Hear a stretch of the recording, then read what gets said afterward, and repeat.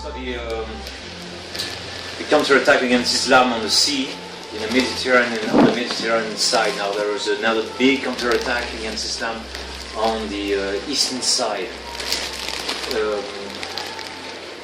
So Islam spread a lot through trade and naval power. It's not all that much the case anymore.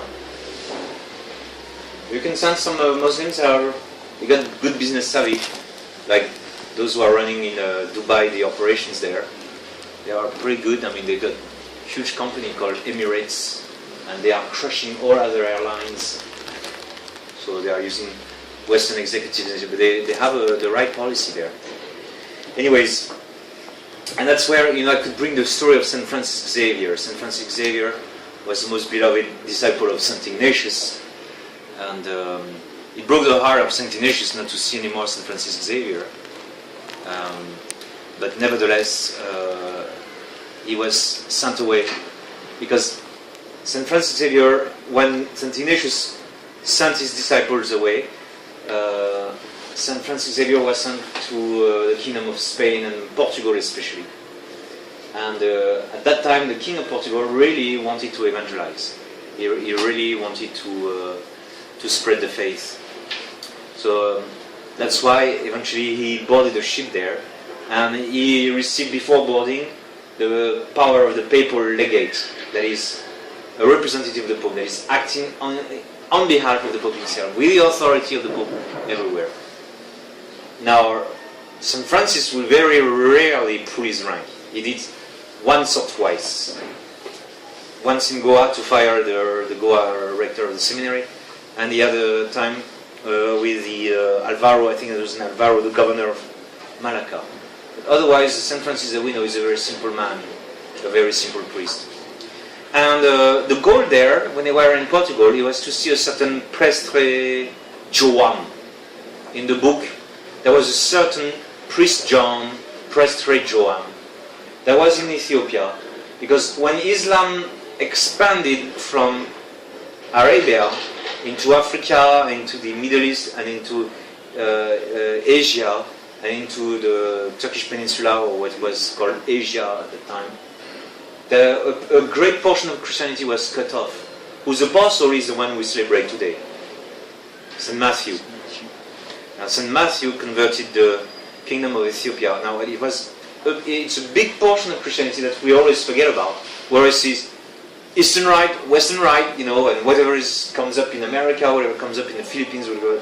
But we always forget that a big part of Christianity has always been the Ethiopian church, which is a very unique liturgy, a very unique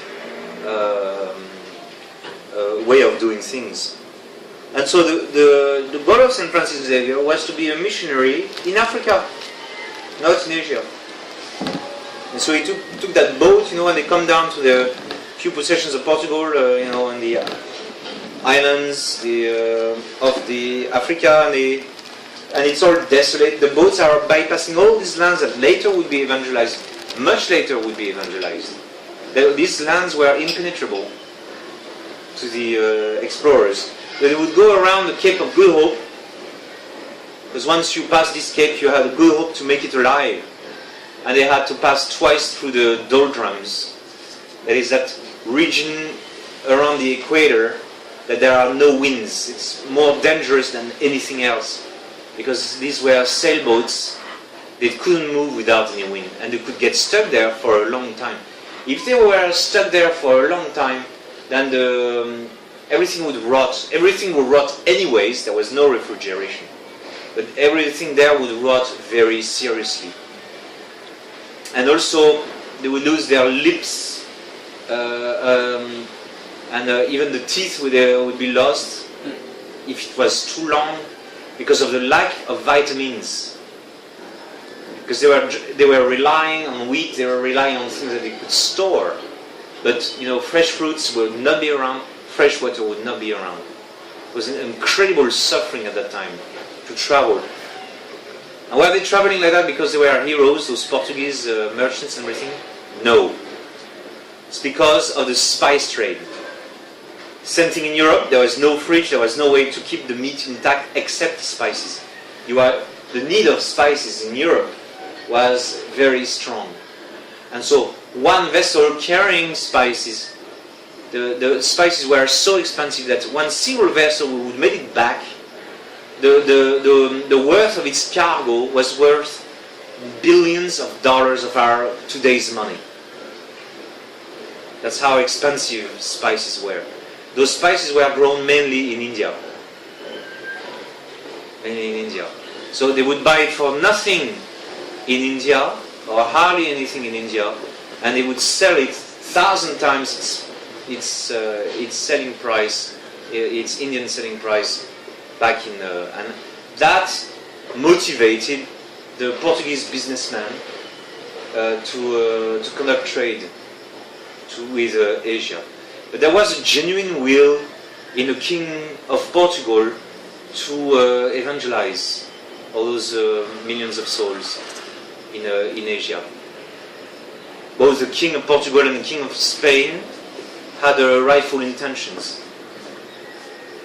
And in the process, if they could wipe out the Muslim fleets, then they would certainly do so, and replace the Muslim business enclaves with Christian ones. But still there was a Turkish presence of the Turkish fleet around the Arabian Peninsula, and this was we were never able to remove it altogether. So there was still a Muslim presence, but that was curtailed to hardly anything. So St. Francis, on his way back to Africa, stopped on the way to Madagascar, where they took some water and everything. There was no outlook for the mission. See, St. Francis, no matter how great he was, couldn't start a mission whenever he wanted if there was no inroads in the natives. And so he went on the island of Socotra, which is off the coast of Yemen. Socotra, there he preached to the natives that there was not much to be done there in Socotra. He stayed in Socotra a year or two before he was planning to proceed to Yemen. But that was not to be. The way to Ethiopia, the negotiations with the king of Ethiopia were not on a mature stage. Only later were the missionaries be able to reach the kingdom of Ethiopia. But even then, in the 17th century, the Portuguese missionary goofed up in a big way and failed to reunite the Christianity of Ethiopia to the Catholic Church because of their lack of discretion and their will to impose all the minute European customs on the Ethiopians, who did not take them, and then they were not able to negotiate the conversion of the king of Ethiopia, because this Presbyter Joam was a very strange king or emperor of Ethiopia who had religious powers. And see, the organization of the clergy was very different than the Western clergy. And also many priests also were married priests. There was also virginity and everything, but many priests were also married priests. So it was a very intricate situation. It was too much for the Portuguese missionaries in the early 17th century or late 16th century, and they really goofed up and they failed utterly. But from Socotra, St. Francis had no entry into Ethiopia. It was not doable. Also, there was an obstacle on the part of the Muslim pirates in Somalia. The kingdom of Ethiopia, like in Lebanon, was saved by its mountains. But the Ethiopian mountains are very big and very wide. So Ethiopia is a huge country, populated by millions of inhabitants, even at the time of St. Francis Xavier. And many times over, Islam tried to come in and to invade. And they were repelled with heavy losses. So what Islam did instead is that they dotted the coast with Muslim trade posts, all the way down to Tanzania, all the way down to Botswana, all the way down to, is that Namibia or Tanzania? Or to Mozambique. Now the Portuguese expelled the Muslim from Mozambique, above South Africa. South Africa at that time, the San Francisco area, was desolate. There's nobody there. No human beings. Another proof that evolution is wrong. Because even the Africans, the Zulus and everything, came in South Africa only around the 19th century or the 18th century. There was nobody there before. Human populating of South Africa, or the southern part of Africa, is very late. Because Central Africa is very lush. It's there that most of the African population, or black African population, would stay. And so it goes past Madagascar, it goes past Socotra. Some Jesuit confreres had missions in Oman, in what is now Oman, and some of them also in Yemen. There was one of his brothers, one of his Jesuit confreres, made many miracles, great, very successful predication in what is now the Sultanate of Oman. All these missions were overrun later on by Islam. But in Oman, where a century ago, they found the remnants of convents. It's just like in Saudi Arabia, some people with their four-wheel drive, they bump into a roof of a church. They unearthed that roof and they found that it was a church. That in Saudi Arabia, what is now Saudi Arabia, was dotted with Christianities. And then very soon after the beginning of Islam, many Christian communities were entirely massacred, entirely wiped out.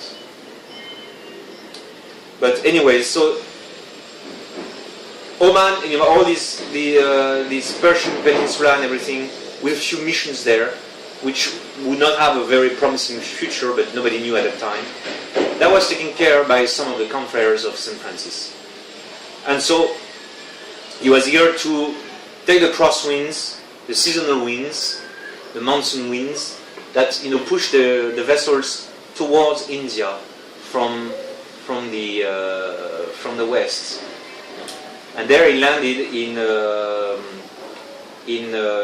Goa. He arrived in Goa, and there from Goa he took care in his several journeys of the several Portuguese enclaves. There is Diu and Daman in the north of India, which were made famous because the Ottoman Empire tried to retake those posts, which were heavily fortified by the Portuguese, and they failed.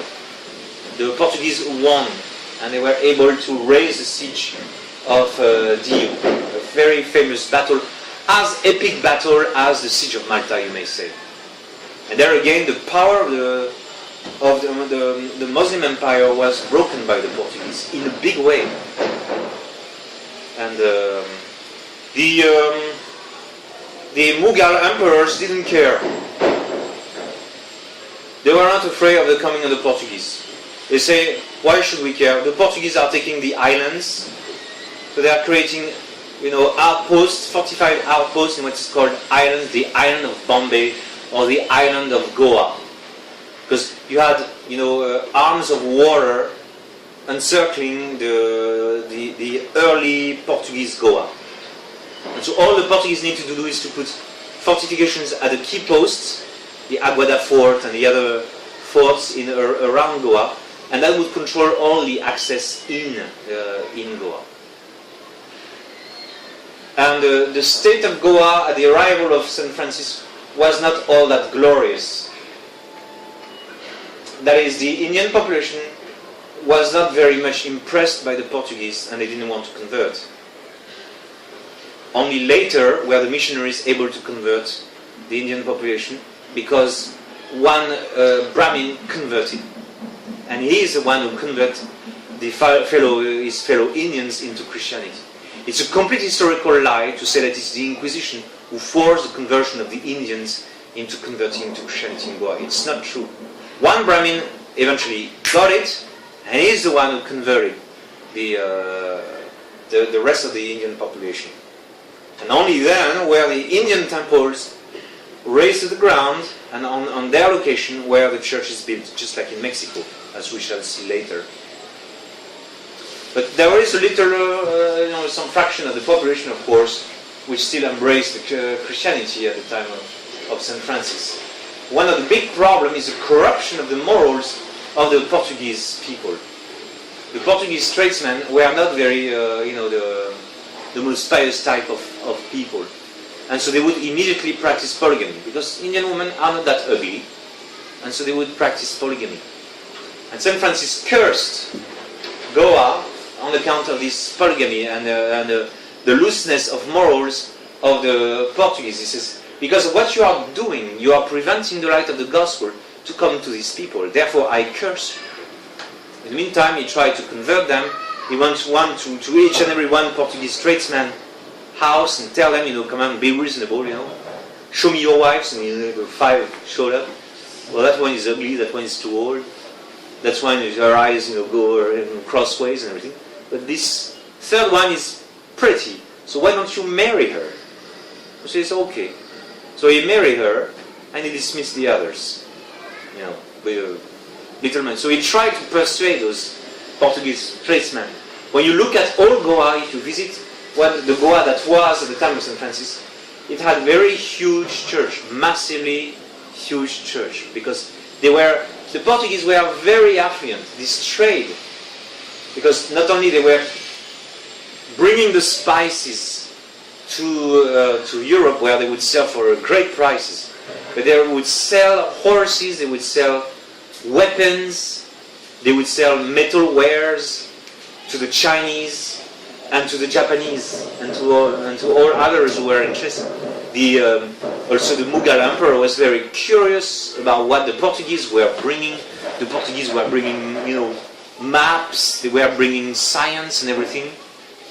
And so there was an interest of the emperor of India into what the Portuguese were bringing. And so a statu quo emerged between the Portuguese and the Indians. And it came to the point that even the emperor of India was very interested by the Jesuits. He says, "You're welcome. Come into my kingdom." He was a Muslim. And he told him, "I'm very interested. I want to hear your law. I want to hear your gospel."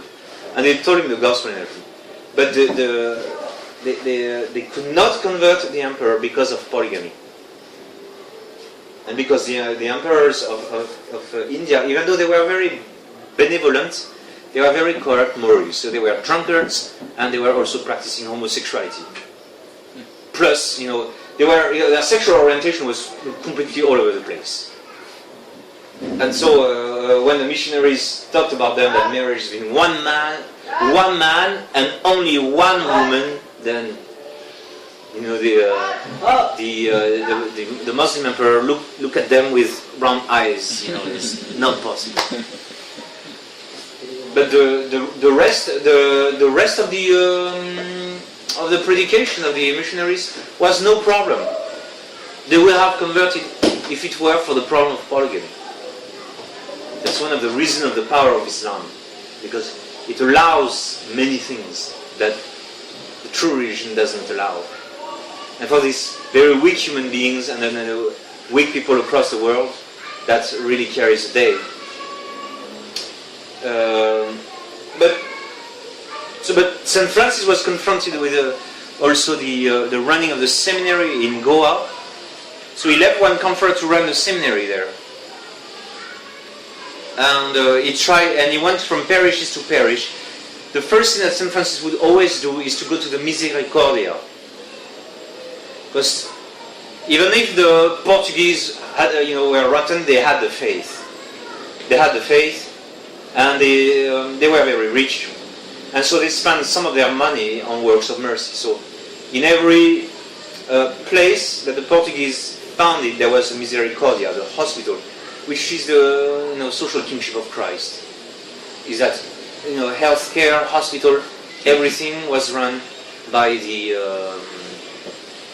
charity of the Catholic Church for free. If you fell sick in a big way, you would go to the Misericordia, and there you had a bedding, and then you had proper, the best medical care that the time could provide, because medicine was not very far advanced. This remained in Christian countries all the way to recent times. I was able to meet old people who told me how it was before Vatican II. when they were sick, they would go to the hospitals and they were taken care of by nuns. The nuns would take care of them for free. You had to pay the medicines, you had to pay a few doctors, but that was easy to pay. So if you were a poor person, you were given the same medical care as other people for free. Now, the hospital would take donations, spontaneous donations, and these were sufficient to run the entire healthcare system of France. Now, the Freemasons noticed that, and then they fought against the religious orders, the religious congregation, and they expelled the Sister of Charity especially. At the early 1900s, you had 700,000 Sisters of Charity in France for a country of 36 or 40 million people. And so that gave a massive authority to the Catholic Church. So the Masons could lie, in the history programs and everything, but contra factum non fit argumentum. So the fact was there that the Catholic Church was a true mother for a Catholic nation. So the first thing that St. Francis would do when he would arrive in a place, he would go to the Misericordia and he would take care with his own hands of the sick persons. From there he would start to preach, to teach catechism, from parishes to parish, because he was a true Jesuit, whose aim was to teach the faith, to maintain the faith. And then because by then his name was spread throughout the city, from then the notables of the city would like to talk to him. And then he was able to dispense his advice, like St. John the Baptist did with Herod himself. He was able to dispense his advice to the governor of the city and to try to straighten up the evils that were taking place in Goa. And also the governor and the other authorities of the Portuguese was informing of the prospect of Christianity elsewhere. And so St. Francis went to Cochin and he visited again this place founded by Vasco da Gama, by the Portuguese navigators, who opened new trade routes and new avenues for Christianity.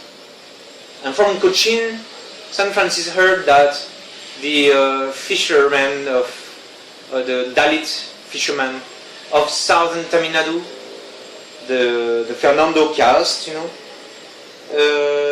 were fed up of being trampled upon by both the Muslim traders and by the Hindu kings from inside.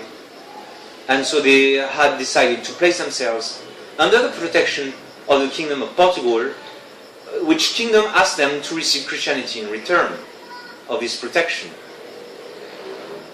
And but the Portuguese governor of Cochin had no missionaries to send, so he found in St. Francis Xavier the ideal person to send to this fresh new Christianity. And sure enough, Francis went there, bare feet, with only a bag, or probably only his musket carrying in his bag, and another brother, an Indian, who speaks Tamilian. He himself tried to write the creed and try to do something about learning Tamilian, which is a very tough language that even St. Francis couldn't crack perfectly. So all he could say, he would go to the main place of each village and say the creed in Tamil as best as he could. And the Tamilian says, yes, ama, it means yes in Tamil. And baptism, ama, and then he would baptize them all. And he would spend basically 1 week or a few days per village, and would go from one village to the next, bypassing the Muslim village of Tamil Nadu, of the coast. He would bypass the Muslim ones. But the other ones, those who were Hindus, he would evangelize them. And there, it's there that the power of miracles of St. Francis Xavier starts to appear, performing resurrection of the dead, even by delegation. He used catechists, he used little Tamil boys, they're always very funny, to evangelize the villages and to spread the predication of St. Francis throughout the village and the rear countries as best as he could. So he went from one village to that. So he's truly the father of this place. He's highly venerated by the Indians of Tamil Nadu. His dream was to go inland and to convert the main Hindu population. When he was in Tuticorin, that is on the other side, on the eastern side, the bottom eastern side of the coast of India. His dream was to go to Tirunelveli, and talk to the pagans there, because there was an Indian lady who seemed to be interested. So he went to Tirunelveli there, tried to preach, and converted no one.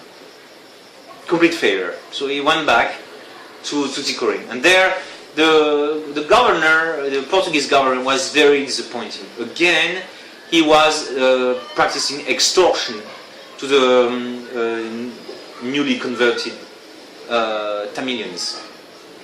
So there was, the Portuguese rule was a very mixed rule. There was an interest in the King of Portugal to spread Christianity into some Portuguese noblemen and some Portuguese traders.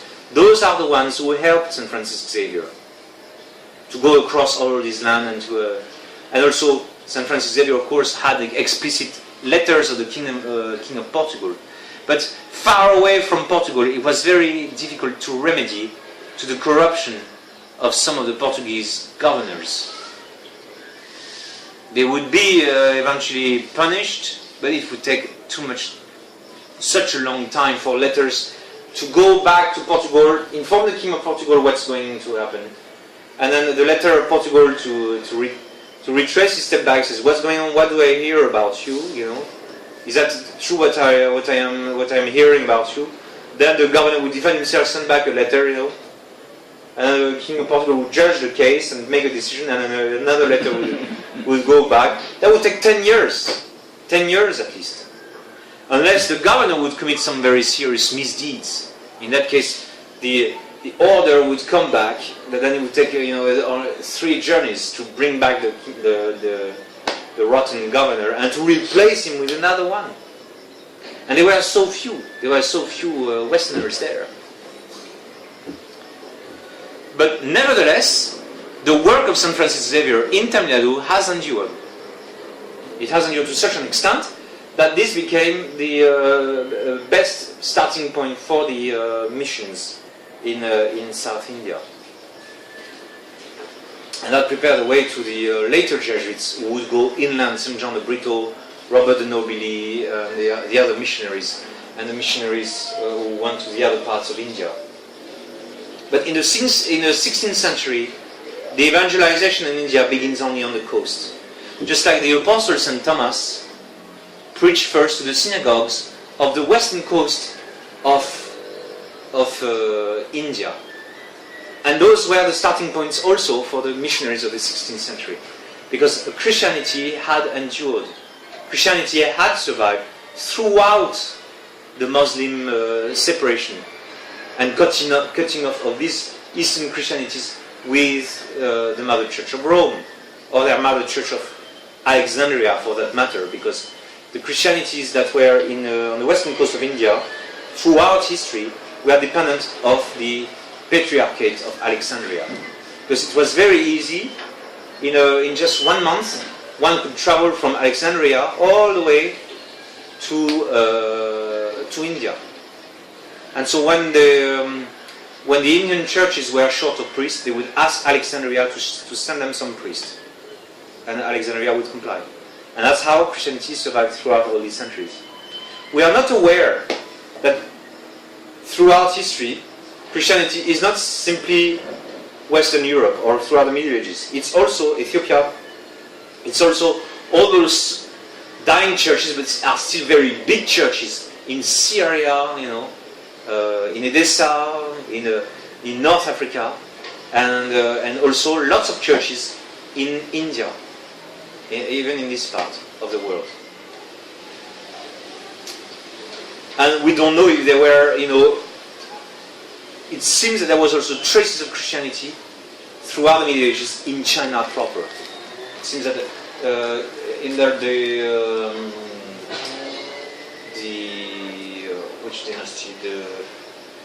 The Tang dynasty. There seems that there was Christianities were established there. They were wiped out, yes, but how big they were under the Tang dynasty, how many Christians there were, we don't know. But some monuments have survived, testifying to the existence of pockets of Christianity under the Tang dynasty. But the Holy Ghost is attracting evermore St. Francis eastwards.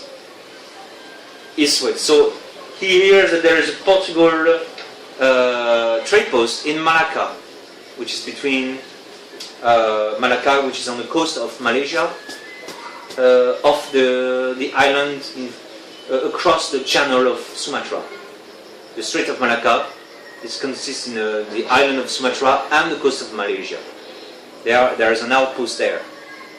And Malacca was, at that time, was under attack by the Muslims. And St. Francis was there during the siege. And he's the one who organized naval expeditions to wipe out the Muslim pirates and the Muslim fleets. That is to go and go up the rivers where the Muslim boats were hidden and sink and destroy the Muslim fleets and raise the siege of Malacca. St. Francis played a big part in organizing the defense of Malacca. He did not carry weapons himself, but he behaved like an admiral. So he took part in the wiping out of Islam that was taking place.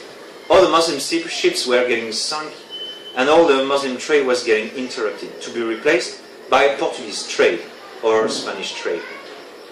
But this was, by papal treaty, all these areas were Portuguese run. Later on, Spain would come. And then from Malacca, same thing, same problem. Same techniques. Saint Francis starts at the Misericordia, then he preaches and everything. Then he sees that there are priests are there. The mission is set up. Then he gets a call further.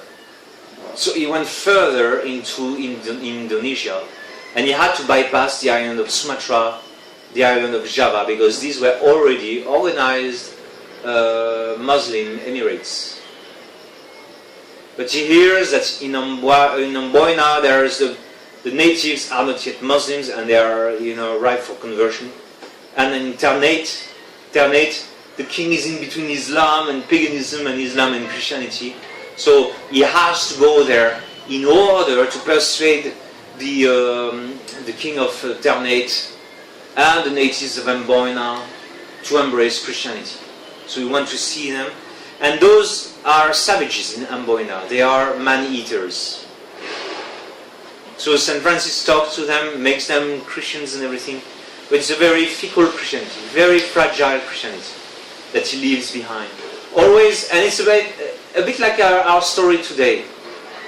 That he leaves behind chapels, mass centers that are very weak. Are they going to survive?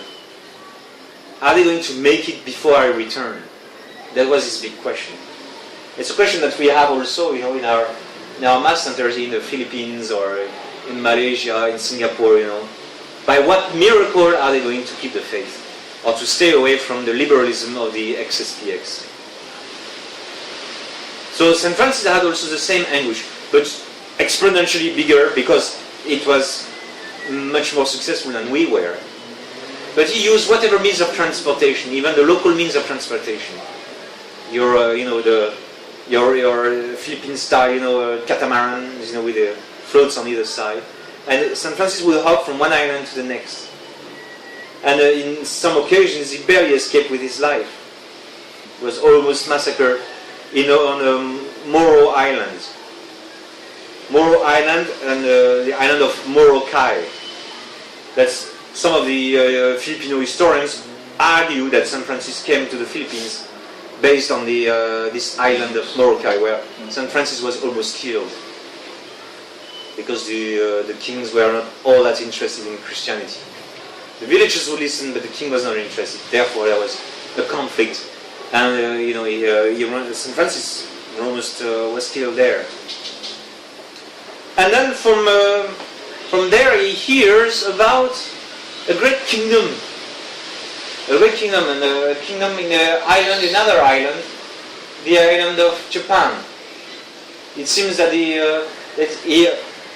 as St. Francis progresses and evangelizes, he keeps talking to the Portuguese traders. Because the Portuguese traders, they are bringing weapons from the West, and they are selling them for a very good price to the Japanese, who are very curious about these cannon things, and these muskets, and these pistols, and also the other things that the Westerners are bringing. These telescopes, these, all this knowledge in sciences and in geography and in history, and they tell them, that there are other empires elsewhere in the world, and then the Japanese are very curious, and they're also very curious about the religion of those Portuguese tradesmen. We are not yet to the point where the Dutch are coming and trying to ruin the work of the missionaries. There is an openness, especially the Japanese by nature are very, very curious. They want to know. They are very eager to know. They take you in and they are really, they are like sponges. The Mori family, they are sponges. I come there and I go to talk and talk and talk and talk to them. And they want to download this, download that, and this and that, put it on the website and everything. Because they are Japanese. And so St. Francis says, that's wonderful, I need to go there.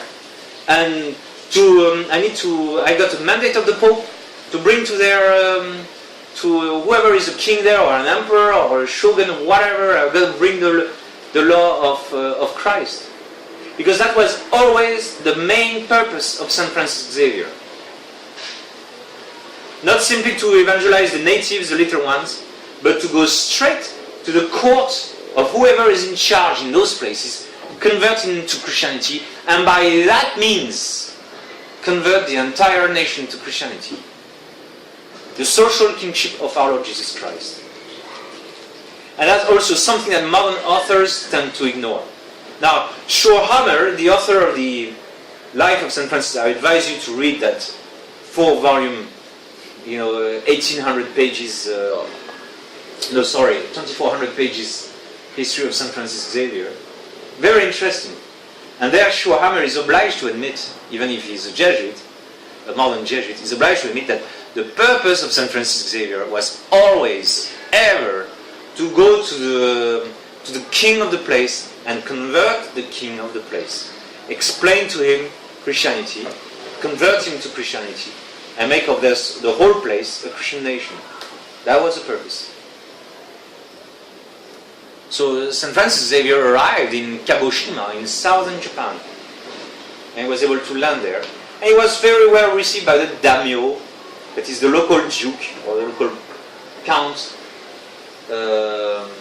of Japan. Japan at that he arrives in a time in Japan where it's civil war. Nobody is telling St. Francis Xavier that there is no king. That they all hear about a vague king in Kyoto, a vague emperor. That's very vague. But still St. Francis Xavier says, I want to see your emperor. Okay, you want to see the emperor? You go to Kyoto. Because if I convert one daimyo, that's not enough for me. That's not the conversion of Japan. If I convert the emperor, the whole of Japan will be converted. So he set out, on his journey and trying to preach Christianity. So he went on the main island of Japan, I think it's Honshu,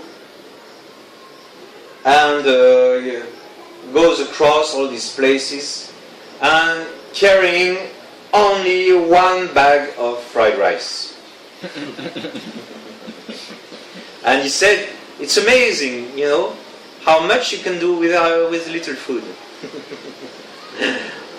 He was with another brother who was probably not so happy, to have his master say, it's amazing. And then they went in the winter, with bare feet or just sandals, hardly anything on their feet, in the thick of the winter.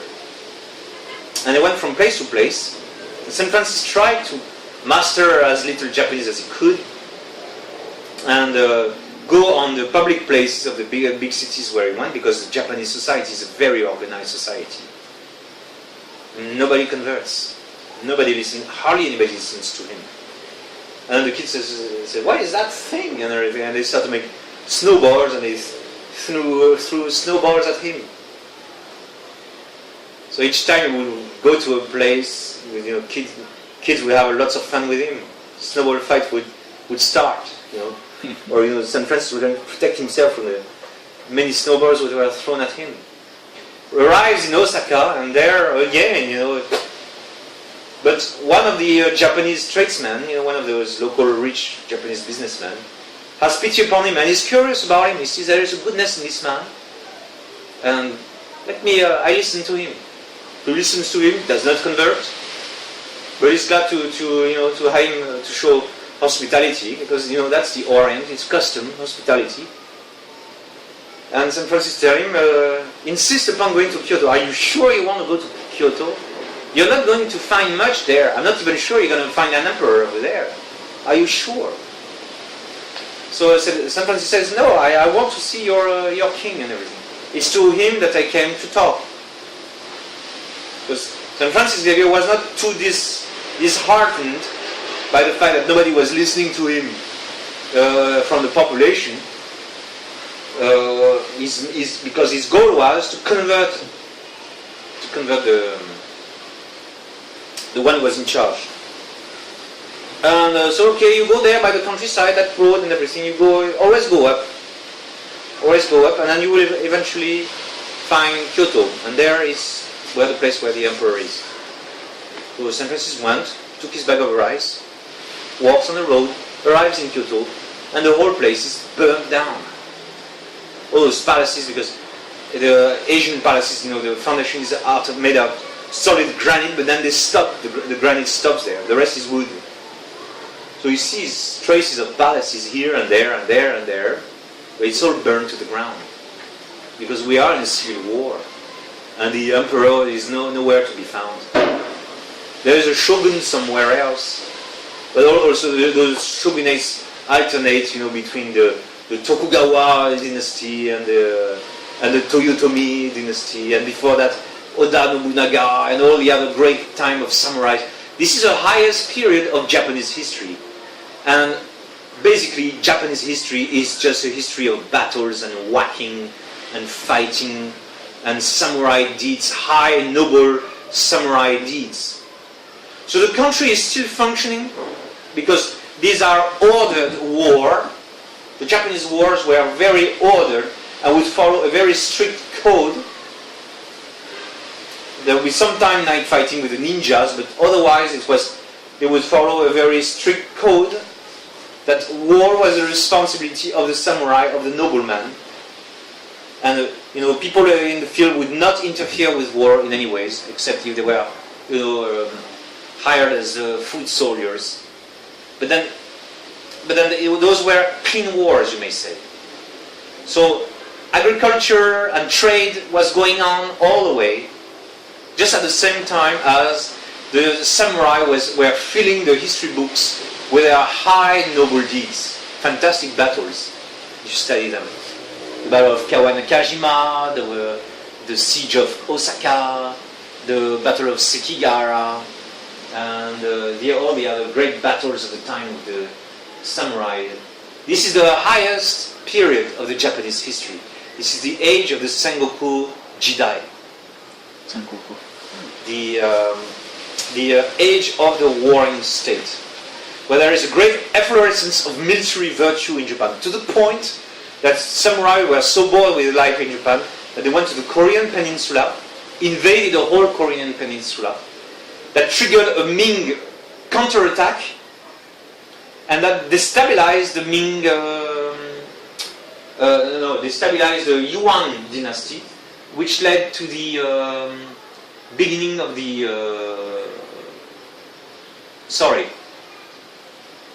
it destabilized the Ming. In the end, it destabilized the Ming dynasty, which led to the coming to existence of the Qing dynasty. The Chinese Qing dynasty came to be because the war against the Japanese was so expensive for the Chinese Empire that their finances ran into the red, and they were not able to stop the other Mongol tribes to come and breach the China War and take over and replace them. So Japan was a very military state, but when St. Francis was there was no unified rule for Japan, unfortunately. That unified rule for Japan is going to start with the advent of the Tokugawa dynasty. The only problem is that the Tokugawa dynasty was fiercely anti-Catholic. They were brainwashed by the Dutch tradesmen and by their own Buddhist monks and by their own vices into stamping out Christianity. But only then was Japan united under one rule, and it will remain under one rule ever since, until the modern mess, which is the liberal democracy of today. So it's very disappointing, you may say. A complete failure, but always a constant perseverance of St. Francis Xavier, who never gives up the fight. He still enjoys a good health. On his way back, he is consoled by the conversion of a good Christianity of 2,000 souls in Yamaguchi. At last he strikes gold, and at last the people understand the truth of the law that St. Francis is preaching. And so he converts a big enclave of 2,000 souls in Yamaguchi. Then he leaves, goes back, because he has to retrace his step back to Manraka and to Amboina and to Ternate and to Tamil Nadu and to Cochin and to Goa. Because he's pretty much a papal legate and is in charge of this place. He's also the Jesuit superior of this place. He's got to find out, and also they are asking for his return. There are things to attend, matters to attend, perils for the faith. So St. Francis goes back all the way to these places in order to check the progress of the missions. And so he leaves Japan, he leaves that young Christianity of Yamaguchi. And sure enough, because it's a civil war, a new daimyo, the daimyo of Yamaguchi is put to death, another daimyo takes over and massacres the population of Yamaguchi. And all those Christians were massacred. So we'll see the continuation of Christianity in Japan, but which is one of the most glorious Christianities that ever was, because of the highest deed of the Japanese martyrs, especially some later in the 17th century, will face the brunt of the persecution.